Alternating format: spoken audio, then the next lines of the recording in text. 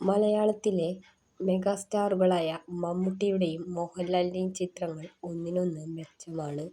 ഏറ്റവും നന്നായി അഭിനയിക്കുന്നത് ആരാണെന്ന് പറയാൻ തന്നെ പ്രേക്ഷകർക്ക് ബുദ്ധിമുട്ടായിരിക്കും.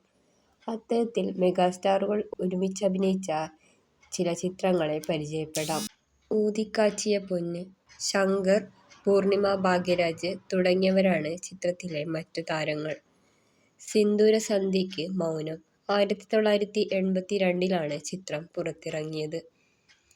അഹിംസ, സുകുമാരൻ, സീമ തുടങ്ങിയവരാണ് മറ്റു താരങ്ങൾ.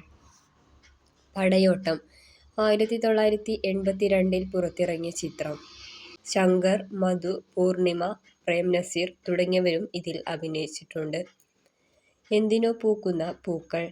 ഗോപിനാഥ് ബാബുവാണ് ചിത്രം സംവിധാനം ചെയ്തത്. അവിടുത്തെ പോലെ ഇവിടെയും. പറയാനും വയ്യ, പറയാതിരിക്കാനും വയ്യ. ആൾക്കൂട്ടത്തിൽ തനിയെ. അടിയൊഴുക്കുകൾ. അറിയാത്ത വീഥികൾ. അതിരാത്രം. ലക്ഷ്മണരേഖ. വിസ. സന്ധ്യയ്ക്ക് വിരിഞ്ഞ പൂവ്. നാണയം. പിൻനിലാവ്.